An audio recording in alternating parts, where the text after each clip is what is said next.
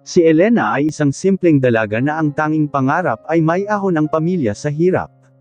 Ang kanyang sandata, sipag at isang busilak na puso.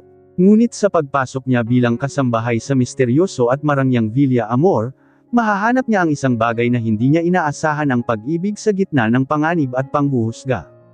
Si Sebastian Montenegro ay ang tagapagmana ng isang imperyo.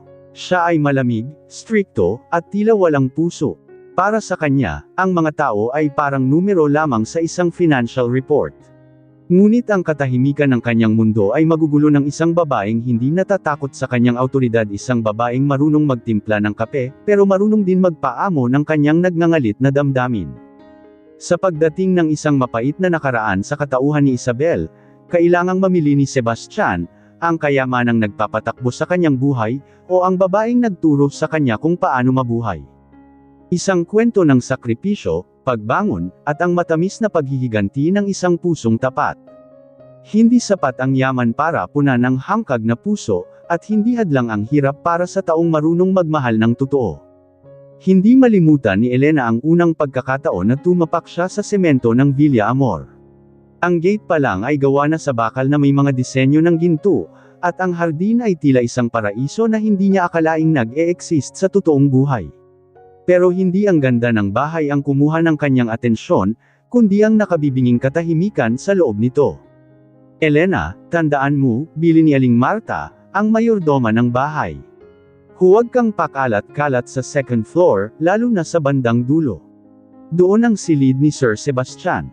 Ayaw niya ng naaabala, at lalong ayaw niya ng maingay. Tumango si Elena habang mahigpit na hawak ang kanyang lumang malita. Opo, Aling Marta. Gagawin ko po ang trabaho ko ng maayos. Kinabukasan, nagsimula ang kanyang kalbaryo o ang akala niyang kalbaryo. 5:00 pa lang ng umaga ay gising na siya para ihanda ang kape ni Sebastian. Ayon sa listahan, dapat ay eksaktong 3 kutsarang asukal at walang gatas ang kape nito. Habang maingat niyang inilalapag ang tasa sa mahabang mesa sa dining area, narinig niya ang mabibigat na yabag mula sa hagdan. Doon niya unang nakita ang lalaking madalas pag-usapan sa bayan. Si Sebastian Montenegro ay matangkad, may mga matang tila laging nanunuri, at panga na laging nakadiin sa tensyon. Hindi man lang tumingin ang lalaki sa kanya. Naupo ito at agad kinuha ang dyaryo. Sino ka? Baritono at malamig na tanong nito habang hindi inaalis ang tingin sa binabasa. Ako po si Elena, sir. Yung bagong katulong na kapalit ni Isabel, nauutol niyang sagot. Ibinaba ni Sebastian ang dyaryo at tinitigan siya ng diretsyo sa mata. Sa sandaling iyon, naramdaman ni Elena ang kakaibang kaba na hindi niya maipaliwanag. Hindi ito kaba ng takot, kundi isang kuryenteng tila dumaan sa kanyang buong katawan. Make sure the coffee is hot, Elena, maikling saad nito bago muling bumalik sa pagbabasa. At ayoko ng maingay na sapatos. Palitan mo yan. Napatingin si Elena sa kanyang suot na tsinelas na bahagyang lumalagutok sa sahig. Namula ang kanyang mga pisngi. Opo, sir. Pasensya na po. Lumipas ang mga linggo at unti-unting nasasanay si Elena sa ugali ni Sebastian. Natuklasan niya na ang pagiging masungit nito ay balat kayo lamang para sa isang malalim na kalungkutan. Isang gabi, habang malakas ang ulan, nakita ni Elena si Sebastian sa veranda, mag-isang umiinom at nakatingin sa malayo. Doon nagsimula ang kanilang unang totoong pag-uusap. Hindi bilang amo at katulong, kundi bilang dalawang kaluluwang parehong naghahanap ng kalinga. Bakit ka pagising? Tanong ni Sebastian, ang boses ay wala ng halong bagsik, kundi pagod. Narinig ko po ang ulan, sir. Naisip ko baka kailangan nyo ng mainit na tsaa, sagot ni Elena habang dahan-daang lumalapit. Lumipas ang isang buwan at tila nag-iba ang ihip ng hangin sa loob ng Villa Amor. Si Sebastian, na dati ay halos hindi kumikibo, ay nagsimula ng maghanap sa presensya ni Elena. Minsan, nahuhuli ni Elena ang sariling nakangiti habang nililinis ang silid ng amo dahil sa maliliit na pagbabago nito gaya ng pag-iwan ng paborito niyang tsokolate sa ibabaw ng mesa na may maikling note na, "Salamat sa kape." Ngunit ang katahimikang ito ay panandalian lamang. Isang hapon, habang abala si Elena sa pagdidilig ng mga rosas sa hardin, isang pulang sports car ang huminto sa tapat ng malaking gate. Mabilis na bumaba ang isang babaeng tila lumabas sa pahina ng isang fashion magazine. Nakasuot ito ng mamahaling designer dress, malalaking salamin sa mata, at may aura ng awtoridad. "Excuse me, maid," tawag nito kay Elena. "Is Sebastian inside?" Nabigla si Elena, hindi lang dahil sa ganda ng babae, kundi sa paraan ng pagtawag nito sa pangalan ng kanyang amo. "Oo po, nasa loob po si Sir Sebastian." "Sino po sila?" Hindi sumagot ang babae. Nilagpasan niya si Elena at dirdiretsong pumasok sa mansyon na tila siya ang may-ari nito. Sumunod si Elena nang may halong kaba. "Sebastian, darling, I'm back," sigaw ng babae pagpasok sa sala. Lumabas si Sebastian mula sa kanyang study room, at baka sa mukha nito ang gulat at takot. "Isabel, what are you doing here? Akala ko ay nasa Paris ka na para sa iyong wedding." Tumawa si Isabel, isang tawang mapait at puno ng kahulugan. "The wedding is off. I realized I couldn't marry him because I'm still in love with you." Hindi malaman ni Elena kung saan siya lulugar. Gusto niyang umalis pero tila napako ang kanyang mga paa sa kinatatayuan. Nakita niya kung paano lumapit si Isabel kay Sebastian at hinawakan ang mga kamay nito. "Isabel, tapos na tayo. 3 years ago pa," matigas na sabi ni Sebastian, pero napansin ni Elena ang panginginig ng boses nito. "Is it really over, Seb? O baka naman nalulungkot ka lang kaya mo pinagtitiyagan ang..." Tumingin si Isabel kay Elena mula ulo hanggang paa, na may mapang ipong ngiti, "Ang mga tauhan mo rito. Huwag mong isali si Elena rito," depensa ni Sebastian. "Oh, so Elena is her name. How cute," wika ni Isabel sabay bilang kay Elena. "Hey, bring my bags to the guest room. I'll be staying here for a while. At gawan mo ako ng tea, yung mahal na brand, ha? Not the cheap ones you probably drink." Tumingin si Elena kay Sebastian, umaasang ipagtatanggol siya nito o sasabihing paalisan ang babae. Ngunit nanatiling tahimik si Sebastian, ang mga mata ay nakatingin sa sahig, tila nilalamon ng multo ng nakaraan.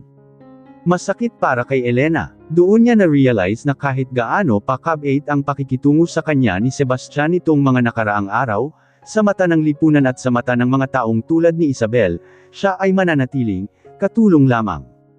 Hindi naging madali ang mga sumunod na araw.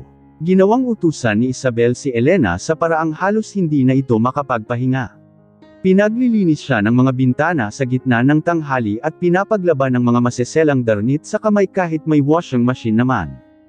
Isang gabi, narinig ni Elena ang pag-uusap ng dalawa sa library habang maghahatid sana siya ng merienda.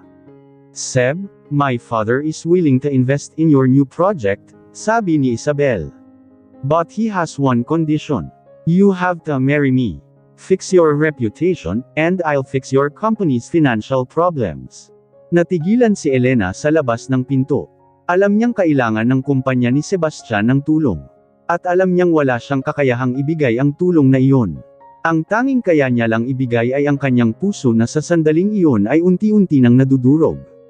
Matapos marinig ang usapan nina Isabel at Sebastian sa library, hindi lumuha si Elena. Sa halip, huminga siya ng malalim at itinuwid ang kanyang balikat. Naalala niya ang turo ng kanyang ina, "Anak, ang kahirapan ay hindi lisensya para maging tantungan ng iba. Ang dangal ay hindi nabibili ng ginto." Kinaumagahan, maagang bumaba si Elena. Hindi na siya ang mahiyaing katulong na laging nakayuko.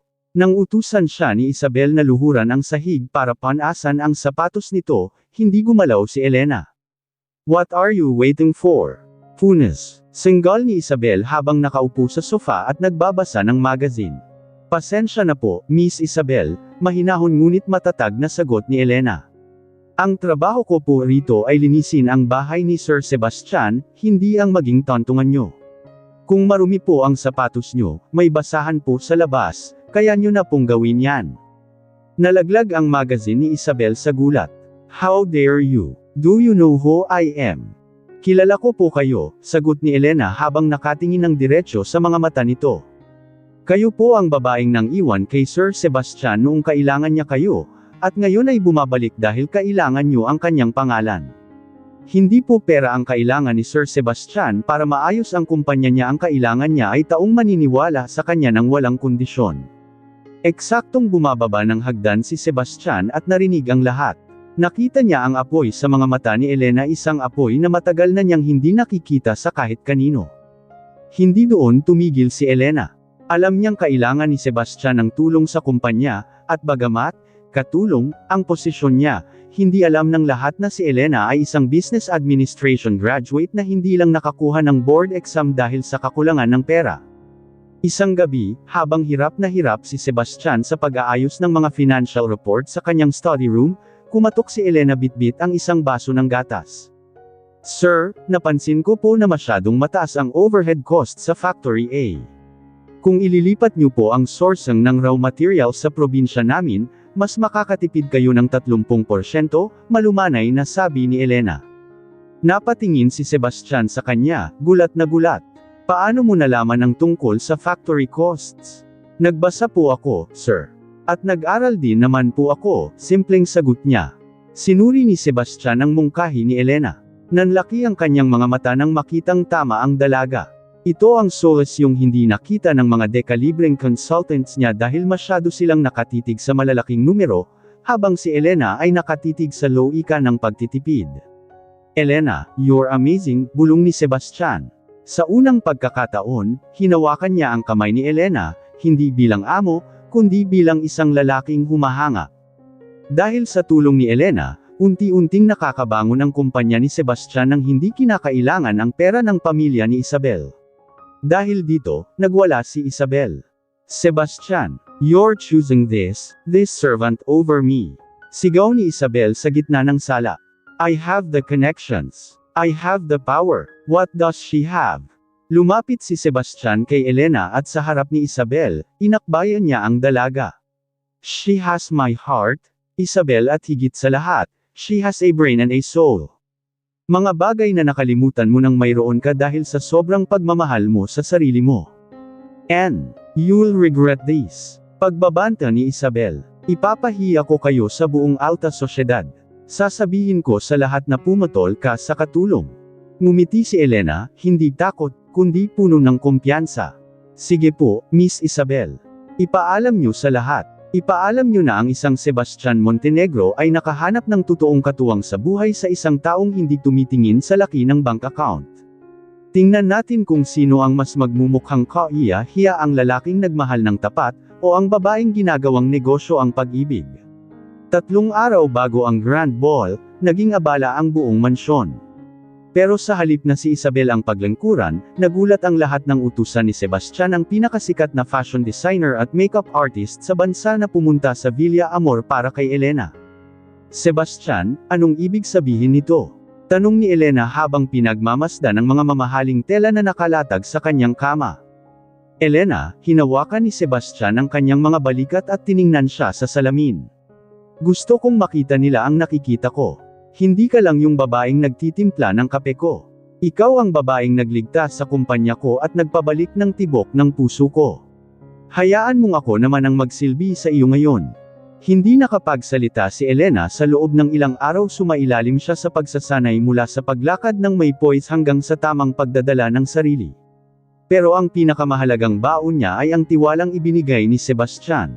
Ang gabi ng Grand Ball ay ginanap sa isang marangyang hotel. Naroon ang lahat ng matatunog na pangalan sa negosyo at lipunan. Si Isabel, na nakasuot ng kumikinang na gintong gown, ay taas noong naglalakad, handa nang ipahiya si Sebastian kapag dumating itong mag-isa o kasama ang isang hamak na katulong. "Wait until they see he's made in a cheap dress," bulong ni Isabel sa kanyang mga kaibigan habang humahagik-hak. Biglang bumukas ang malaking pinto ng ballroom. Tumahimik ang musika. Lahat ng mata ay napabilang sa pumasok. Si Sebastian ay mukhang prinsipe sa kanyang itim na tuxedo, pero ang babaeng nasa bisig niya ang tunay na kumuha ng atensyon ng lahat. Si Elena ay nakasuot ng isang midnight blue silk gown na hapit sa kanyang katawan at bumabagsak na tila tubig sa sahig. Simple lang ang kanyang ayos, isang malinis na updo at isang pares ng brilyanteng hikaw na regalo ni Sebastian, pero ang kanyang ganda ay tila nagniningning na bituin. Sino siya? Isang prinsesa mula sa ibang bansa. Bulong ng isang donya. Napaka-elegante niya. Ang ganda ng tindig, sabi naman ng isang negosyante. Namutla si Isabel. Hindi niya akalain na ang babaeng binubuli niya sa kusina ay magmumukhang mas reyna pa kaysa sa kanya. Lumapit si Sebastian at Elena sa gitna, kung saan naroon si Isabel. Hindi nakatiis ang huli at sumigaw sa gitna ng maraming tao. "This is a joke, right?" Bulyo ni Isabel. "Sebastian, ipinapakilala mo ang isang katulong bilang date mo. Everyone, listen. This girl cleans my shoes. She's a servant from the province." Nagkaroon ng bulungan sa paligid. Pero bago pa makapagsalita si Sebastian, humakbang ng pasulong si Elena. Kalmado siya, walang bakas ng takot. "Totoo po ang sinabi ni Miss Isabel," panimula ni Elena na ikinagulat ng lahat. "Namasukan po ako bilang kasambahay sa Villa Amor dahil kailangan kong itaguyod ang pamilya ko. At hindi ko po yun ikinahihiya. Dahil sa loob ng mansyong iyon, natutunan kong ang tunay na halaga ng isang tao ay wala sa gown na suot niya o sa yaman ng pamilya niya, kundi sa katapatan ng kanyang serbisyo at talino ng kanyang isip." Tumingin siya kay Isabel na may halong awa. Mas mabuti nang maging katulong na may dangal, kaysa maging mayaman na ang tanging alam gawin ay manghila ng kapwa pababa dahil sa sariling insecurity. Isang malakas na palakpakan ang umalangaw sa ballroom. Ang ama ni Sebastian, ang matandang si Don Roberto na kilalang strikto, ay lumapit at ngumiti kay Elena. "Well said, Hiha. Ang Montenegro Group ay nangangailangan ng mga taong may ganyang prinsipyo," sabi ng matanda. "Sebastian, mukhang nakahanap ka na ng babaeng higit pa sa iyong kailangan." Matapos ang ball, dinala ni Sebastian si Elena sa rooftop ng hotel. Malamig ang hangin at tanaw ang buong syudad. Inalis ni Sebastian ang kanyang jacket at isinuot ito sa mga balikat ni Elena. "You were the star of the night, Elena," bulong niya. "Salamat, Sebastian. Pero bukas, babalik na uli ako sa paglilinis ng bahay," biro ni Elena, pero may halong lungkot ang kanyang mga mata. Humarap sa kanya si Sebastian at hinawakan ang kanyang mukha. "No, I don't want a maid anymore, Elena. I want a partner. I want you by my side, not just in my house, but in my life. I love you, Elena. Hindi dahil sa kung ano ang hitsura mo tonight, kundi dahil sa kung sino ka." Sa ilalim ng liwanag ng buwan, naglapat ang kanilang mga labi, isang pangakong ang pag-ibig ay walang kinikilalang antas sa buhay. Habang masaya sina Elena at Sebastian, isang lihim na pagtitipon ang nagaganap sa silid ni Doña Victoria, ang lola ni Sebastian at ang tunay na may hawak ng kaban ng yaman ng pamilya. Hindi niya matanggap na isang hamak na katulong ang magiging mukha ng kanilang angkan. "Hindi ako papayag, Sebastian," mariing sabi ng matanda nang iharap niya si Elena rito kinabukasan. "Maaaring nabilog mo ang ulo ng lolo mo, pero ako ang nakakaalam ng kontrata ng pamilya. Ang lahat ng mana mo ang Villa Amor, ang kumpanya, at ang iyong pangalan ay mababawi kung hindi ka magpapakasal sa isang babaeng may pantay na antas sa atin." Tumingin si Doña Victoria kay Elena nang may pandidiri. "Kung mahal mo talaga si Sebastian, Hiha, aalis ka. Dahil kung mananatili ka, sisiguraduhin kong magsisimula siya sa zero. Walang pera, walang bahay, at puno ng utang. Kaya mo ba siyang makitang naghihirap dahil sa iyong pagkamakasarili?" Hindi nakatulog si Elena. Mahal niya si Sebastian, at dahil mahal niya ito, hindi niya kayang makitang mawala ang lahat ng pinaghirapan nito. Alam niyang ang kumpanya ang buhay ni Sebastian. Madaling araw, habang mahimbing ang tulog ng lahat, inimpake ni Elena ang kanyang lumang maleta. Isinuot niya ang kanyang lumang uniforme, ang simbolong hinding-hindi siya tunay na naging bahagi ng mundong iyon. Nag-iwan siya ng isang sulat sa ibabaw ng unan ni Sebastian. "Sebastian, salamat sa panandaliang pangarap. Pero ang pangarap ay kailangang magtapos para magising tayo sa katotohanan. Hindi ko kayang maging dahilan ng iyong pagbagsak. Mahal kita, kaya malaya ka na." Umalis si Elena ng luhaan, pabalik sa probinsya, dala ang sugat na akala niya ay hindi na maghihilom. Isang linggo ang lumipas. Ang Villa Amor ay naging kasing lamig ng sementeryo. Si Sebastian ay hindi kumakain, hindi natutulog, at hindi pumapasok sa kumpanya. "Lola, nakuha niyo na ang gusto niyo," sabi ni Sebastian habang nakatingin sa kawalan. Wala na si Elena, pero kasama niyang nawala ang lahat ng dahilan ko para magtrabaho. "Kunin niyo na ang kumpanya, kunin niyo na ang mansyon. Wala akong pakialam." Sa gulat ng matanda, iniwan ni Sebastian ang susi ng kotse at ang kanyang mga credit card sa mesa. Mas pipiliin kong maging mahirap kasama si Elena kaysa maging bilyonaryo sa loob ng bahay na ito na walang pag-ibig. Sinubukan siyang pigilan ni Isabel, na akala ay may pag-asa pa siya. Sebastian, don't be a fool. You're choosing a life of poverty for that girl. Hindi siya that girl, Isabel, sagot ni Sebastian habang naglalakad palabas ng gate. Siya ang buhay ko. Sa isang malayo at payapang bayan sa probinsya, abala si Elena sa pagtulong sa kanyang pamilya sa kanilang maliit na taniman. Payak ang kanyang buhay, pero gabi-gabi ay dinadalaw siya ng alaala ni Sebastian. Isang hapon, habang naglalakad siya pauwi, isang pamilyar na figure ang nakatayo sa tapat ng kanilang kubo. Nakasuot ito ng simpleng t-shirt at maong, pawis na pawis dahil sa init, pero ang mga mata ay puno ng determinasyon. Sebastian, hindi makapaniwalang tawag ni Elena. Anong ginagawa mo rito? Ang kumpanya mo, ang lola mo. Ngumiti si Sebastian, isang ngiting ngayon lang nakita ni Elena totoo at malaya. Wala na ang lahat ng yun, Elena. Ibinigay ko na sa kanila. Wala na akong mansyon, wala na akong mamahaling sasakyan. Ang dala ko Lana Avenue ang sarili ko at ang pag-ibig ko para sa iyo. Pero bakit? Hagulgol ni Elena. Lumapit si Sebastian at niyakap siya ng mahigpit, dahil natuklasan ko na ang tunay na yaman ay wala. Sa bangko isang linggo akong hindi makahinga, Elena. Akala ko mamamatay ako. Ngayon lang uli tumibok ang puso ko nang makita-kita. Handa akong magbungkal ng lupa, magtanim ng palay, kahit ano basta kasama kita. Hindi hinayaan ng lolo ni Sebastian, si Don Roberto, na tuluyang bumagsak ang apo. Sa lihim na paraan, inilipat nito ang lahat ng kanyang personal na yaman sa pangalan ni Elena bilang regalo sa katapangan nito. Ngunit hindi na yun mahalaga kina Elena at Sebastian. Nagtayo sila ng sarili nilang negosyo sa probinsya na kalaunan ay naging isang malaking export company ng mga produktong pang-agrikultura. Si Elena ay hindi na tinatawag na katulong. Siya na ang CEO ng Montenegro Amor Farms, at sa bawat kape na tinitimpla niya para sa kanyang asawa tuwing umaga, may kasama itong bulong ng pasasalamat.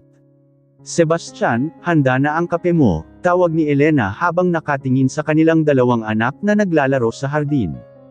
Salamat, mahal ko, sagot ni Sebastian sabay halik sa kanyang noo. Exactly 3 spoons of sugar, just the way I love it and just the way I love you. Maraming salamat sa pagsama sa pagbuo ng kwento nina Elena at Sebastian. Isang klasikong kwentong pag-ibig na nagpapatunay na ang tunay na halaga ng tao ay wala sa estado ng buhay, kundi sa tibay ng paninindigan at lalim ng pagmamahal. Ang kwento nina Elena at Sebastian ay nanatiling usap-usapan sa Villa Amor, hindi dahil sa iskandalong idinulot nito, kundi dahil sa aral na iniwan nila, na ang pag-ibig ay hindi isang transaksyon, kundi isang desisyon na piliin ang isa't isa sa kabila ng lahat. Huwag ikinahihiya ang pinagmulan, hindi mahalaga kung saan ka nagsimula maging katulong ka man, tindero, o anak ng magsasaka. Ang ikinahihiya ay ang pagiging tamad at ang pagyurak sa kapwa. Ang marangal na trabaho ay hagdan patungo sa tagumpay. Mag-aral at matuto, kahit wala kang pera, huwag mong hayaang maging mangmang ka. Magbasa ka, mag-obserba, at magtanim ng kaalaman. Ang talino ang tanging bagay na hindi mananakaw sa iyo ng kahit sinong isabel sa mundo. Huwag kang poppy, ang pagiging mabait ay hindi nangangahulugang magpapaapak ka na. Matutong tumindig para sa sarili sa tamang paraan at tamang panahon. Mula kay Sebastian, ang tunay na tagumpay ay may kaluluwa. Pera versus kaligayahan, ang pera ay tool lamang para mapadali ang buhay, pero hindi ito ang buhay mismo. Huwag kang magpakapagod magpayaman kung ang kapalit naman ay ang iyong konsensya at ang mga taong mahal mo. Piliin ang taong naniniwala sa layo, sa pag-ibig, huwag kang tumingin sa ganda o sa bank account. Humanap ka ng taong kayang maniwala sa kakayahan mo kahit ikaw mismo ay nagdududa na sa sarili mo, Leon ang totoong partner. Maging matapang sa pagbabago. Huwag kang matakot na iwan ang mga bagay na nakasanayan mo na kung alam mong hindi na ito nakakabuti sa iyong pagkatao. Minsan, kailangan mong bitawan ang lahat para mahanap ang tunay na halaga mo. Ang kanilang pinagsamang aral. Ang pag-ibig at tagumpay ay parang pagtatanim. Hindi ito nakukuha sa isang gabi. Kailangan itong diligin ng pasensya, alagaan ng tiwala, at protektahan mula sa mga peste ng lipunan. Sa huli, aanihin mo ang bunga na mas matamis pa sa kahit anong ginto. Sana ay naging inspirasyon ng kwentong ito sa iyong araw. Hanggang sa muli, ingat kayong lahat lagi.